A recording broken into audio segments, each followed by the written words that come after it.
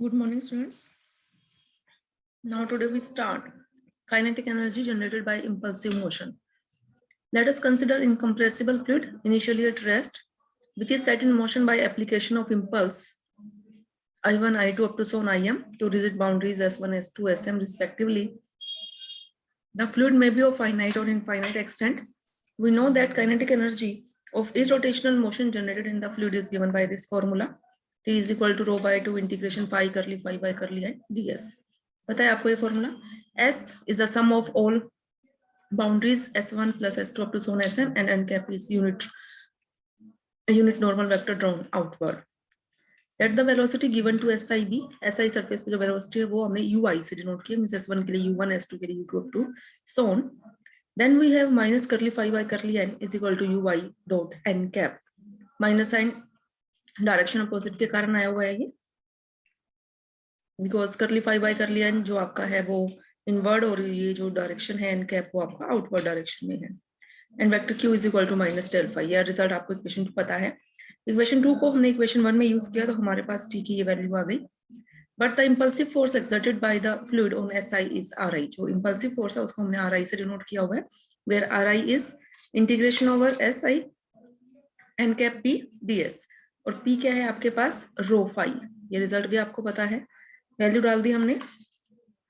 Because actual में जो ये P है this is the force per unit area into area से जब हम मल्टीप्लाई करेंगे तो आपके पास वो, क्योंकि P तो प्रेशर है ना, प्रेशर क्या होता है? फोर्स पर यूनिट एरिया होता है. ठीक है, तो ये आ गया आपके पास आ रही. Now from equation 3 and 4 we get value यहाँ से T क्या आ गया? -1/2 समेशन UI और ये आपके पास क्या बन चुका है? RI बन चुका है.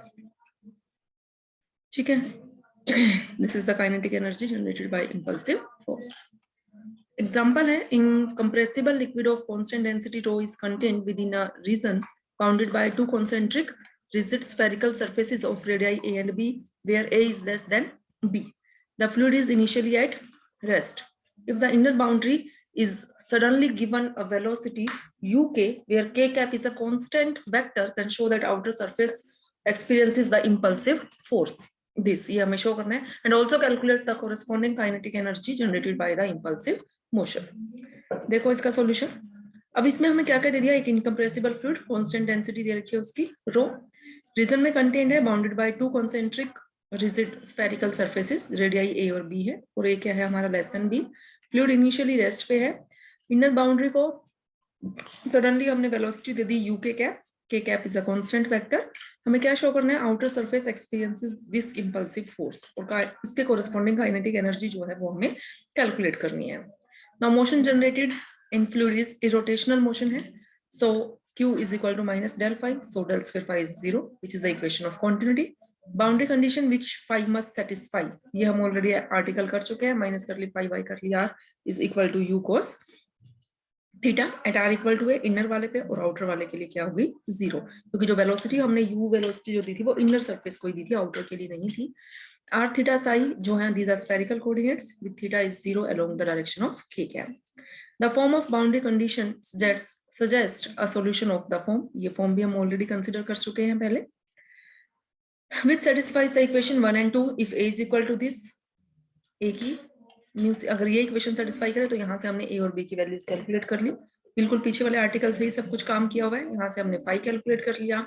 इंपल्सिव फोर्स फॉर्मूला पता था आपको ये इंपल्सिव फोर्स का, उसके कोरेस्पॉन्डिंग हमने वैल्यूज पुट कर दी. आउटर सरफेस के लिए r की वैल्यू b है, ds भी हमें पता है 2 pi r, और साथ में क्या होता है? इनटू लेंथ जो भी आएगी.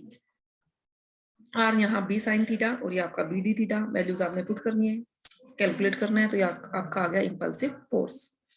If u1 and u2 denotes the velocity of spheres of radii a and b respectively, और r1 r2 क्या है? impulsive force है exerted by the fluid, then u1 is uk, u2 क्या है? 0, r2 क्या है?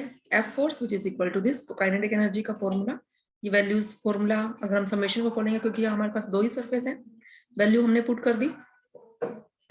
वैल्यू पुट करके हमारे पास रिजल्ट आ जाएगा. जस्ट कैलकुलेट करना है आपने.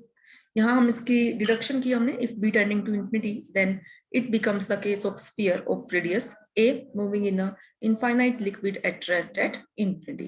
तो उस केस में t आपका क्या बन जाएगा? Taking limit b tending to infinity. b को आपने टेंड कराना है, इन्फिनिटी पुट करना है, तो हमारे पास ये वैल्यू आ जाएगी which is equal to 1/4 m1 dash u square.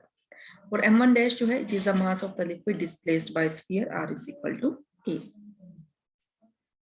बाकी हम नेक्स्ट लेक्चर में डिस्कस करेंगे।